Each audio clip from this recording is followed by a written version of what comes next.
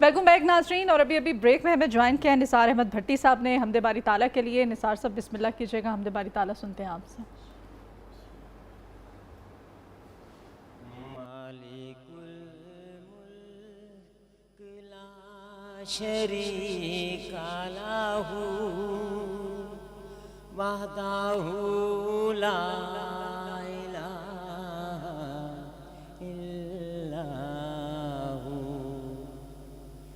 مالک الملک لا شریک لہ وحدہ لا الہ الا ہو۔ تو ہے لاریب رب ہر دو جہاں، تجھ سے ہر سمت زندگی ہے رواں، تیرا مظہر ظہور کون و مکان، تیرے جلووں سے روشنی ہر سو۔ مالک الملک لا شریک لہ وحدہ لا الہ الا ہو۔ نور تیرا ہے نور پائندہ، چاند تارے ہیں تجھ سے رخشندہ، ذرے ذرے کا ہے دل پائندہ، گنچے گنچے میں ہے تیری خوشبو۔ مالک الملک لا شریک لہ وحدہ لا الہ الا ہو۔ تو ہی قدرت ہے، تو ہی قادر ہے،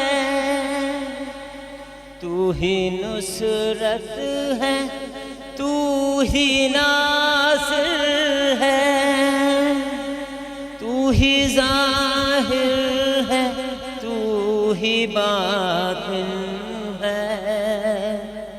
ابتدا تو ہے انتہا بھی تو۔ مالک الملک لا شریک لہ وحدہ لا الہ الا سبحان اللہ، جزاک سبحان اللہ اللہ، خیر۔ ماشاء بہت اللہ، خوبصورت انداز میں نثار بھٹی صاحب حمد باری تعالیٰ پیش فرما رہے تھے، اللہ تعالیٰ اس کو قبول فرمائے۔ موضوع کی طرف آئیں تو ناظرین، آج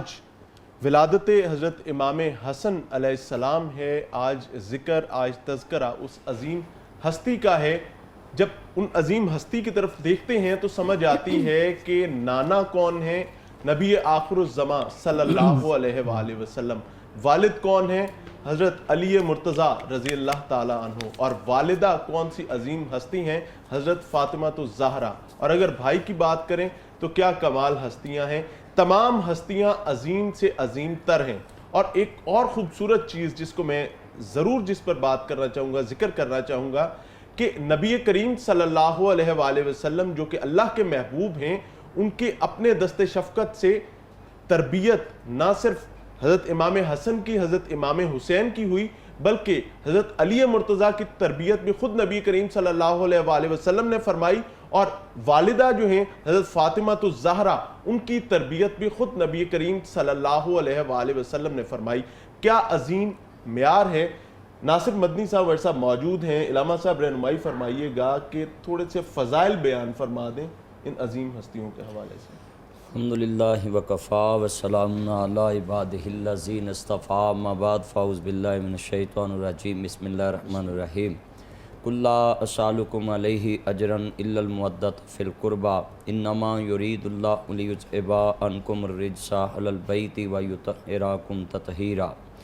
یا ایھا الذین آمنوا اتقوا اللہ وکونوا مع الصادقین۔ دیکھیں اللہ کریم نے قرآن مجید میں آل بیت کے بارے میں جو بھی ارشاد فرمایا وہ میرے مصطفیٰ علیہ الصلوۃ والسلام نے اپنے امتیوں تک پہنچایا۔ آپ صلی اللہ علیہ وسلم نے اپنی آل بیت کے بارے میں امت سے ایک ہی وعدہ لیا ہے کہ میں آپ سے پورا دین سمجھانا، پورا دین سکھانا، اس کی کوئی اجرت نہیں مانگتا، مگر آپ سے ایک ہی چیز مانگتا ہوں، میری آل بیت سے، میرے قریبیوں سے پیار کرنا۔ سبحان اللہ۔ اور مصطفیٰ کو کسی چیز کی ضرورت بھی نہیں، میرے نبی نے جب بھی مانگا امت کے لیے مانگا، اپنے لیے تو سرکار نے کچھ مانگا ہی نہیں۔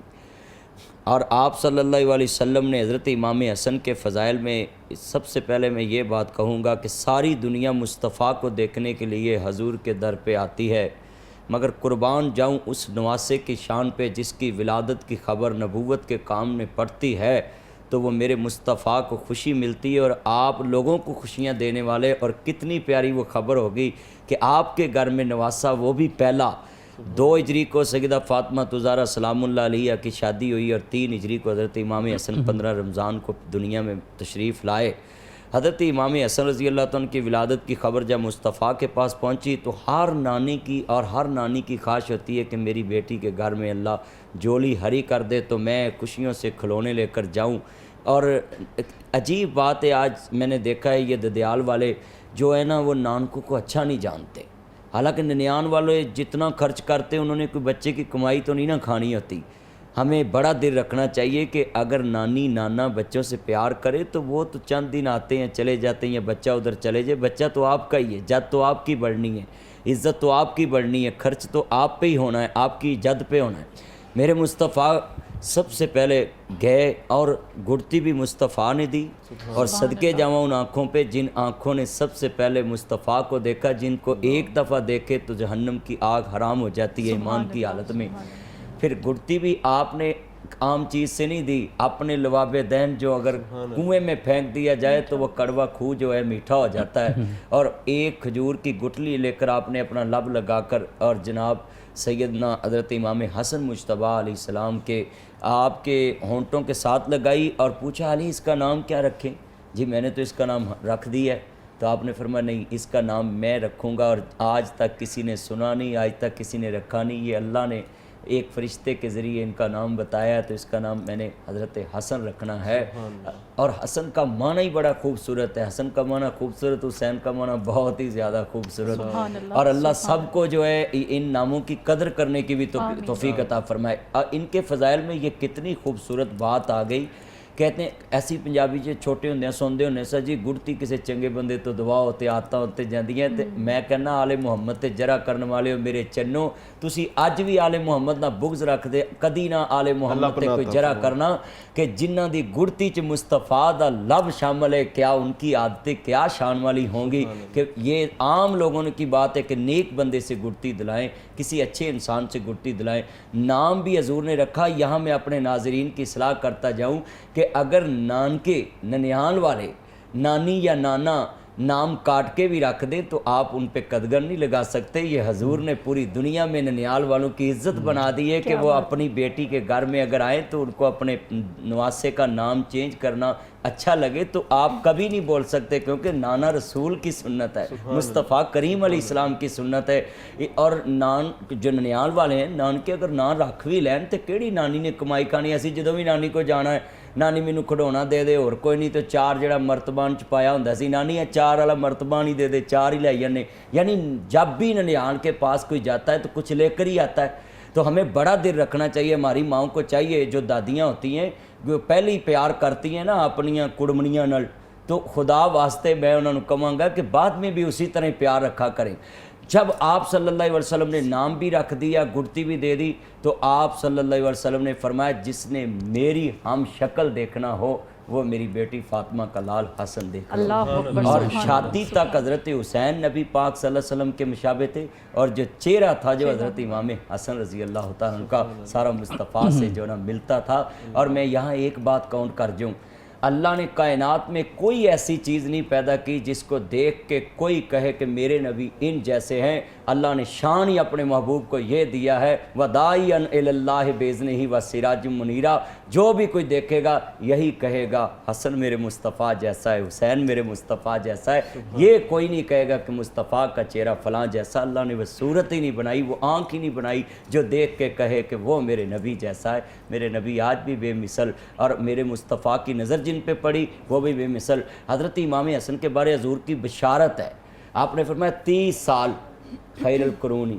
یعنی جو دور خلفائے راشدین کا حضور نے بتایا کہ لوگ خیر پہ رہیں گے، ان میں 6 ماہ حضرت امام حسن خلیفہ رہے ہیں۔ یہ عام لوگوں میں بات مشہور کی کہ 4 خلیفہ ہیں، میں اپنے ناظرین کو بتاتا ہوں کہ اسلام میں میرے مصطفیٰ کی زبان پاک سے والنجم اذا ہوا ما ضل صاحبکم وما غوا وما ینطق عن الہوا، حضور نے جو بشارت دی تھی ان میں 6 ماہ حضرت امام حسن کے خلافت والے ڈالنا ہی لوگ پسند نہیں کرتے، اور کہتے 4 خلیفہ، ہم کہتے 5 خلیفہ ہیں، جس ان میں 5 خلیفہ راشد کے بعد جناب حضرت امام حسن مجتبیٰ علیہ السلام 6، اور پھر حضور کی حدیث کے مشتاق ہیں۔ آپ نے فرمایا کہ یہ میرا بچہ 1-2 مسلمانوں کی جماعتوں میں صلح کا ذریعہ بن جائے گا، یہ جنگ و جدل پسند نہیں کرے گا، صلح کرا دے گا، اور خود جو ہے اس فساد سے نکل جائے گا۔ تو یہ حدیث میرے مصطفیٰ کی ہے، اور میرے نبی کا بولنا وَمَن يُطِعِ الرَّسُولَ فَقَدْ أَطَاعَ اللَّهَ، میرے نبی کا بولنا اللہ کا بولنا ہے، اللہ کی بات ہے۔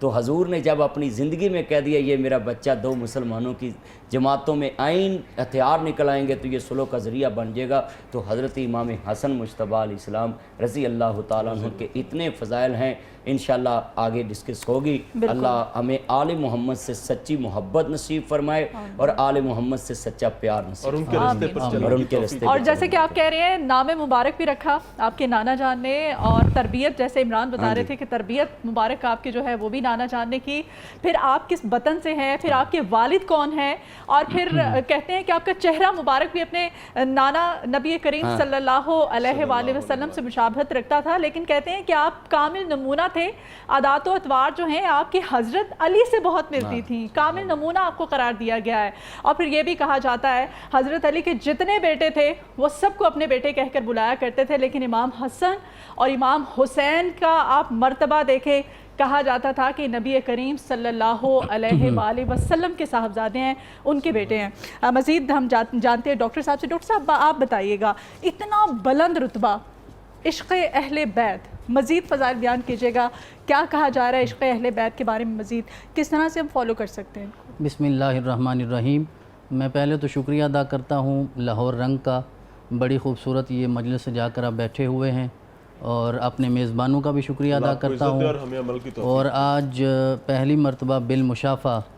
ناصر مدنی صاحب سے ملاقات کا موقع بھی ملا، اور بڑا خوبصورت انہوں نے آغاز کر دیا ہے۔ میں اسی بات کو آگے بڑھانا چاہوں گا، لیکن جب تک ہم جدت کو روایت کو نہیں ملائیں گے تو اس وقت تک بات شاید آگے بھی نہ بڑھ پائے۔ تو میں اس آیت کریمہ سے بلکہ اس سورت سے آغاز کرنا چاہوں گا کہ اللہ رب العزت نے ارشاد فرمایا اِنَّا أَعْطَيْنَاكَ الْكَوْثَرَ فَصَلِّ لِرَبِّكَ وَانْحَرْ إِنَّ شَانِئَكَ هُوَ الْأَبْتَرُ۔ اب اس سورت کا جو شان نزول ہے وہ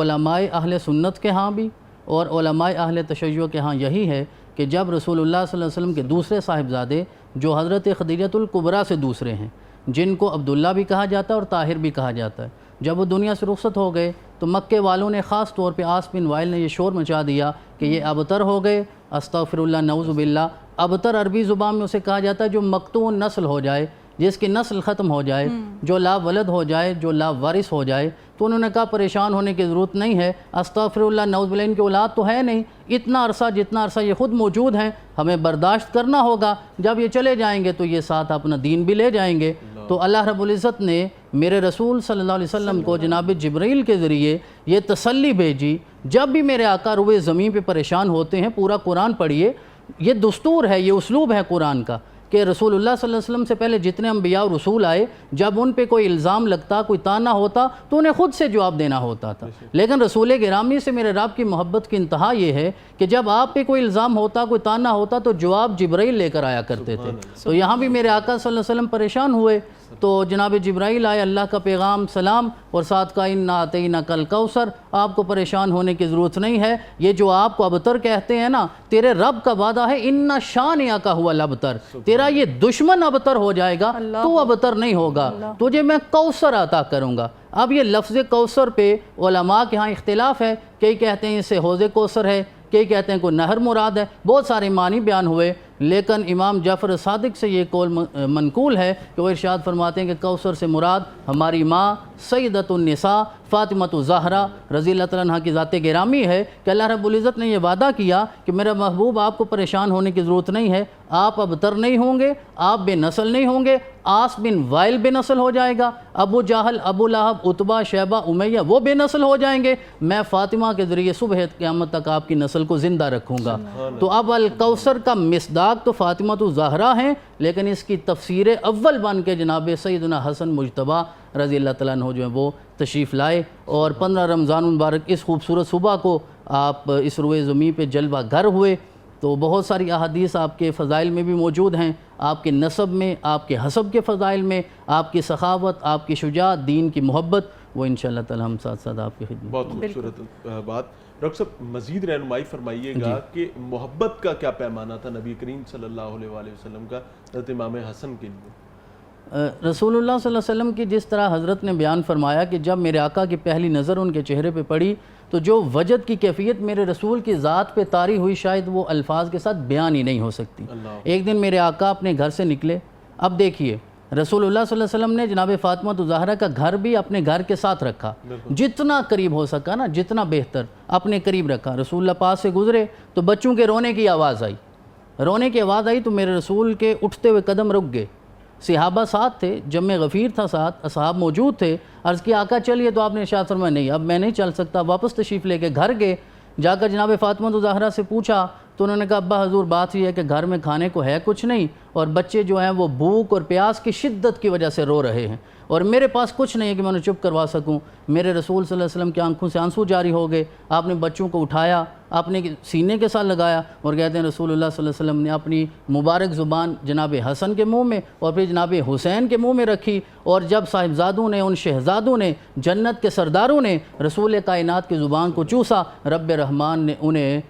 دل کا اطمینان عطا فرما دیا۔ حضرت الشیخ عبد القادر الجیلانی جنہیں غوث اعظم بھی محبت کے ساتھ لوگ کہتے ہیں، تو ان کی جب ہم سیرت پڑھتے ہیں تو اس میں ایک واقعہ آتا ہے کہ ایک دن خواب میں جناب محمد رسول اللہ صلی اللہ علیہ وسلم تشریف لے آئے، مولا کائنات شیر خدا علی المرتضیٰ تشریف لے آئے، اور انہوں نے کہا کہ عبد القادر تم واز کیا کرو۔ انہوں نے کہا میں واز کرنے کی قدرت نہیں رکھتا، تو رسول اللہ صلی اللہ علیہ وسلم نے 7 دفعہ اپنا لعاب دہن انہیں عطا فرمایا اور کہا یہ لعاب دہن میں عطا کر رہا ہوں، اس عطا کے ساتھ تم واز کیا کرو۔ پھر وہ کتنا واز کرتے تھے کہ ابن جوزی جیسے رئیس المفسرین بھی وہاں بیٹھے ہوئے اپنے گریبان چاک کر دیا کرتے تھے، ان کی تفسیر ختم ہو جاتی تھی، عبد القادر کی تفسیر ختم نہیں ہوتی تھی۔ تو دیکھیے اگر عبد القادر کو خواب کی حالت میں 7 دفعہ لعاب دہن ملا تو اتنا فیض ہوتا ہے، تو جسے رب رحمان نے اپنے رسول کے ذریعے لمحہ لمحہ خون بھی عطا فرمایا، لعاب بھی عطا فرمایا، پھر رسول کی ان سے محبت کا عالم کیا ہوگا۔ بے شک بہت خوبصورت انداز میں ڈاکٹر صاحب بیان کر رہے تھے۔ ناظرین اس میں اہم ترین چیز یہ ہے کہ یہ وہ ہستیوں کا ذکر ہے جن کے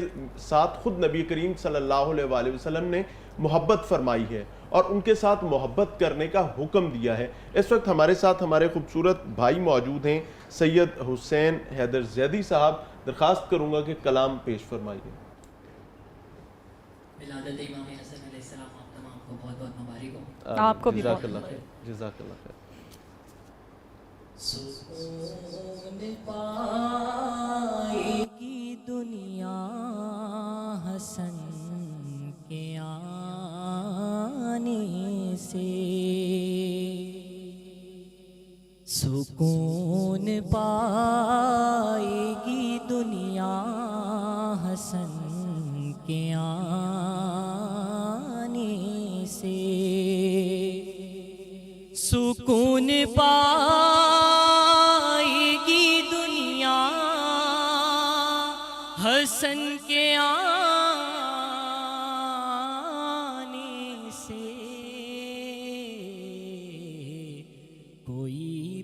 غم نہ رہے گا حسن کے آنے سے. اور آصف جلال صاحب لکھتے ہیں بشکل رحمت پروردگار آئے گا. علی جو دیکھیں گے دل کو قرار آئے گا. خوشی منائیں گی زہرا حسن کے آنے سے. اور سنیے گا رسول پاک کی کیا کیفیت ہوگی. رسول پاک نواسے پہ جان چھڑکیں گے. کبھی دہن کبھی رخسار بڑھ کے چومیں گے. کریں گے شکر کا سجدہ حسن کے آنے سے. اور سنیے گا یہ پھول باغ امامت کا دوسرا ہوگا. اسی سے نسل محمد کا سلسلہ ہوگا. نبی کا نام چلے گا حسن کے آنے سے. جیسے کہ دسترخوان امام حسن علیہ السلام کی بہت وہ ہے تو اس میں ایک شعر ہے کوئی کہیں پہ بھی بھوکا نہ سوئے گا انسان بچھا رہے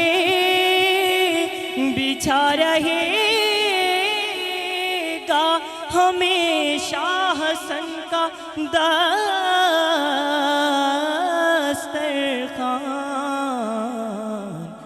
یہ فیض عام بھی ہوگا